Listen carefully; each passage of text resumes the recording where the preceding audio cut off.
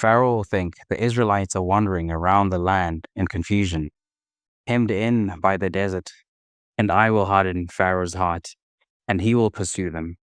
But I will gain glory for myself through Pharaoh and all his army, and the Egyptians will know that I am the Lord. So the Israelites did this. When the king of Egypt was told that the people had fled, Pharaoh and his officials changed their minds about them and said, "What have we done? We have let the Israelites go and have lost their services."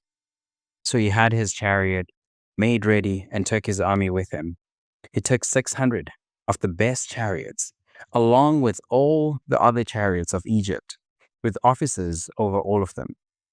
The Lord hardened the heart of Pharaoh, king of Egypt, so that he pursued the Israelites, who were marching out boldly.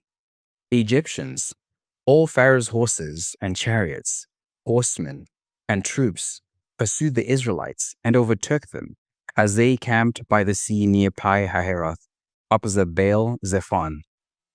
As Pharaoh approached, the Israelites looked up, and they were the Egyptians marching after them. They were terrified and cried out to the Lord. They said to Moses, "Was it because there were no graves in Egypt that you brought us out of the desert to die? What have you done to us by bringing us out of Egypt? Didn't we say to you in Egypt, 'Leave us alone'? Let us serve the Egyptians. It would have been better for us to serve the Egyptians than to die in the desert." Moses answered the people, "Do not be afraid.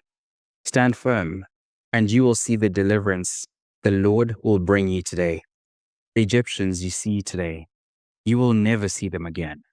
The Lord will fight for you. You need only to be still."